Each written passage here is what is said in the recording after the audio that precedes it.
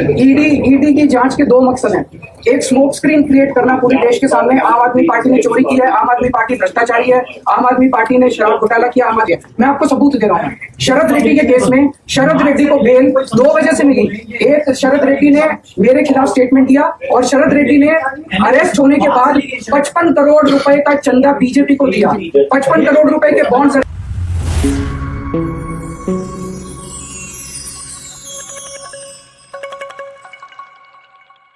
Hello and welcome दोस्तों, मैं हूं वंदना और आप देख रहे हैं लीगल चॉइस। दोस्तों, शराब घोटाले मामले में 22 मार्च को ईडी ने दिल्ली के मुख्यमंत्री अरविंद केजरीवाल को गिरफ्तार किया था और कोर्ट के द्वारा उनको 6 दिन की ईडी की रिमांड पर भेजा गया था। 6 दिन बाद यानी कि 28 मार्च को अरविंद केजरीवाल की सुनवाई थी, जिसके लिए ईडी की टीम उन्हें लेकर दिल्ली के राउज एवेन्यू कोर्ट में पहुंची, जहां ईडी और केजरीवाल दोनों की तरफ से जोरदार दलीलें दी गई। अरविंद केजरीवाल ने खुद अपनी बात रखी। दलीलें सुनने के बाद अदालत ने केजरीवाल की ईडी की रिमांड 5 दिनों के लिए बढ़ा दी, जबकि ईडी ने 7 दिनों की रिमांड बढ़ाने की मांग की थी। दरअसल गुरुवार 28 मार्च को केजरीवाल की 6 दिनों की रिमांड पूरी हो गई थी। इससे पहले उनकी पत्नी सुनीता केजरीवाल ने खुलासा किया था कि अरविंद केजरीवाल कोर्ट में सबूत देंगे कि शराब घोटाले का पैसा आखिर कहां गया। उनकी पत्नी सुनीता केजरीवाल ने दावा किया था कि कोर्ट में पूरे मामले को लेकर बड़ा खुलासा किया जाएगा। सुनीता ने कहा कि ईडी ने जब उनके घर रेड मारी तो महज 73,000 रुपए मिले। दिल्ली सीएम अपने दावों को लेकर सबूत भी पेश करेंगे। और जैसा कि केजरीवाल की पत्नी ने कहा था, केजरीवाल ने कोर्ट में बड़े जबरदस्त तरीके से अपनी बात रखी। सुनीता केजरीवाल ने बुधवार को वीडियो मैसेज के जरिए कहा कि ईडी हिरासत में बंद अपने पति से जब वो मिली तब उन्होंने बताया था कि केंद्रीय एजेंसी ने पिछले 2 साल में सो कॉल्ड शराब घोटाले को लेकर 250 से अधिक छापे मारे।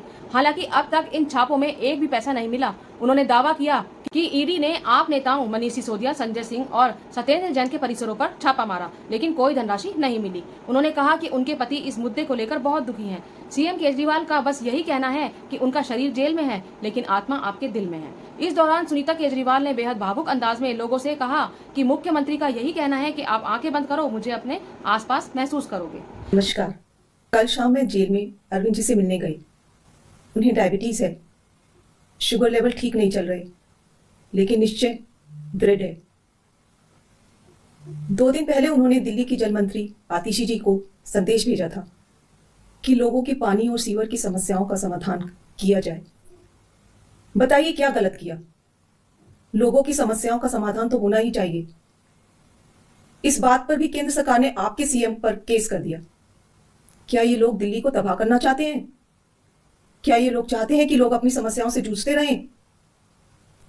इस बात से अरविंद जी को बेहद पीड़ा हुई है। अरविंद जी ने मुझे एक बात और कही। इस सो कॉल्ड शराब घोटाले की जांच में ईडी ने पिछले 2 साल में 250 से ज्यादा रेड मार लिए। वो इस सो कॉल्ड शराब घोटाले का पैसा ढूंढ रहे हैं। अभी तक किसी भी रेड में एक पैसा नहीं मिला। मनीष जी के यहां रेड मारी, संजय सिंह जी की यहां रेड मारी, सत्येंद्र जैन जी की यहां रेड मारी, एक भी पैसा नहीं मिला।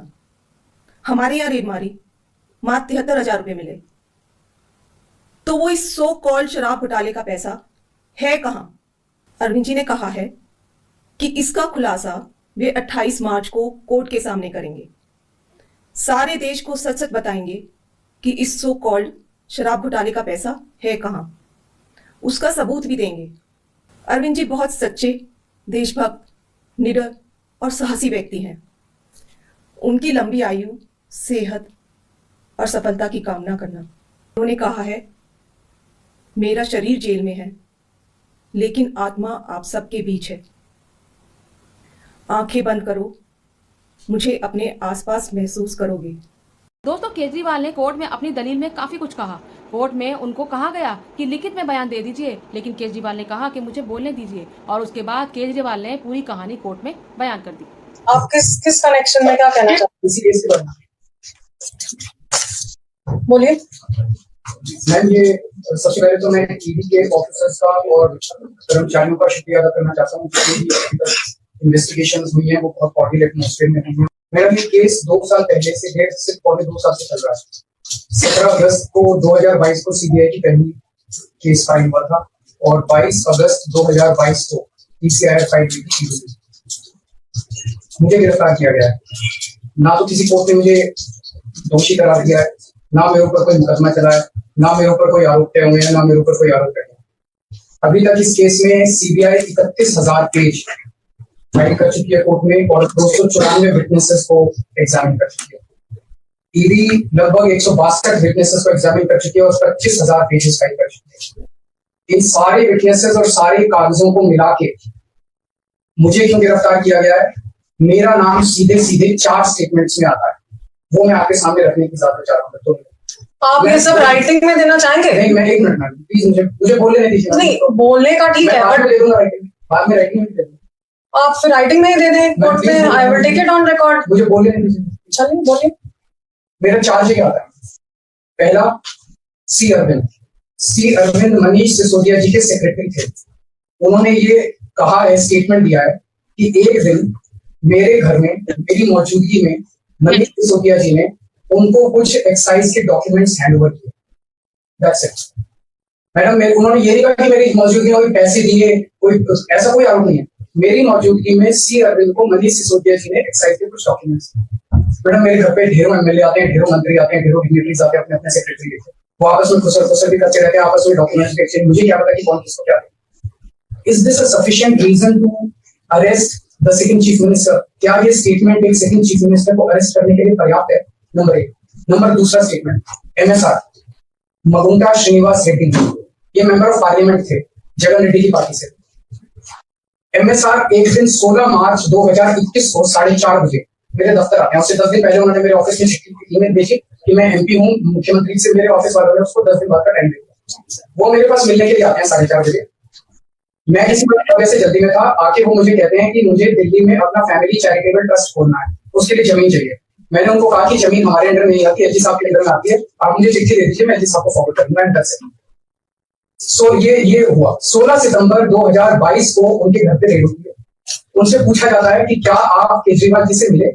वो कहते हैं कि हाँ मैं मिला और मैं केजरीवाल जी से अपने फैमिली ट्रस्ट की जमीन मांगने गया था। ये 16 सितंबर 2022 को सेक्शन 17 का स्टेटमेंट है। ED is not happy with this statement. 5 महीने के बाद उनके बेटे को 10 फरवरी को गिरफ्तार कर लिया जाता है। उसके बावजूद भी वो अपने स्टेटमेंट पे कायम रहते हैं। उनका दोबारा गिरफ्तारी के बाद स्टेटमेंट लिया गया, वो कायम रहते हैं। 5 महीने जब उनका बेटा गिरफ्तार रहता है तो बात टूट जाता है। 16 जुलाई को बदल लेते हैं। आपसे आशीर्वाद चाहता हूँ please to the gallery, since it is a virtual, this thing is playing to the gallery. Please around The thing is, sir, alright, so many things. I get your point, but the thing is, आपकी submissions मुझे लग रहा है काफी lengthy हैं। नहीं है madam, आप writing में दे दीजिए। only 5 minutes. I will just complete in 5 Why minutes. don't you give in writing? I will just complete in 5 minutes. Please allow. I will not permit more than that. Please allow. Alright, करिए बोलिए। उसके बाद वो 16 जुलाई को वो अपना statement बदल लेते हैं। 18 जुलाई को उनका बेटा छूट जाता है। उसके बाद उनका कोई स्टेटमेंट नहीं होता। That's it. स्टेटमेंट पे स्टेटमेंट हो रहे थे जब तक वो अपना स्टेटमेंट मेरे खिलाफ नहीं दे रहे थे। जैसे उन्होंने मेरे खिलाफ स्टेटमेंट दिया, बेटा भी छूट गया, स्टेटमेंट होने भी बंद हो गए और 3 अक्टूबर को उनका माफीनामा भी हो गया। Mission accomplish. इसका मतलब ईडी का मिशन केवल और केवल मुझे फंसाना था। 3 सेक्शन 50 के स्टेटमेंट है ना, तीनों से सेक्शन 50 के statement they are equal in the eyes of the law. तीनों बराबर है, तीनों की ग्रेविटी सेम है।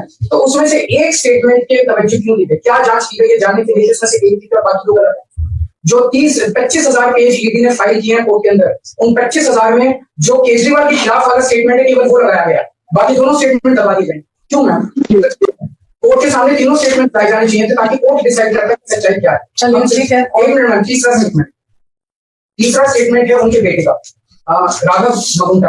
राघव मगुंटा से 16 सितंबर को उसके घर पे जब रेड होती है उनसे स्टेटमेंट लेते हैं कि says whatever his father had said.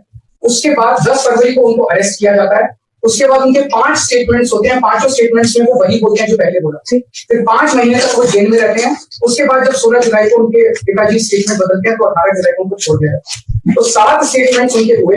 6 में वो मेरे खिलाफ नहीं होते, 7वें में जैसे ही मेरे खिलाफ स्टेटमेंट देते हैं उनका उसके बाद कोई स्टेटमेंट नहीं होता, उनको जेल में छोड़ दिया जाता है, उन्हें माफीनामा दे दिया जाता है। तो जो 6 स्टेटमेंट्स हैं ये रिकॉर्ड पे नहीं लाए जाते।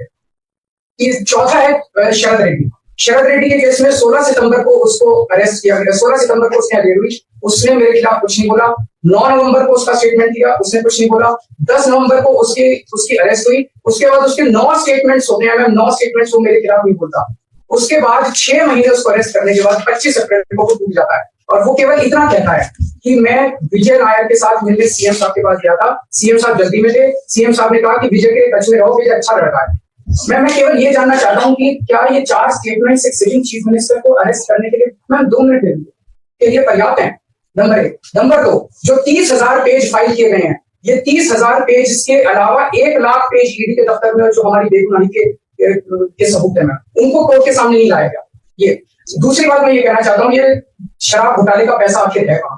जो शराब घोटाला कहा जा रहा है, मैम ये आरोप लगाया जा रहा है कि 100 करोड़ रुपए किसी साउथ लॉबी ने शराब की हमने पॉलिसी बनाने के लिए हाँ जी हाँ जी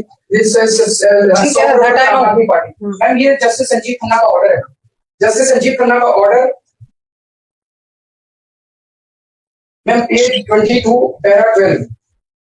The assertion in the complaint filed by DOE that kickback of ₹100 crore was actually paid by Liquor Group is a matter of debate.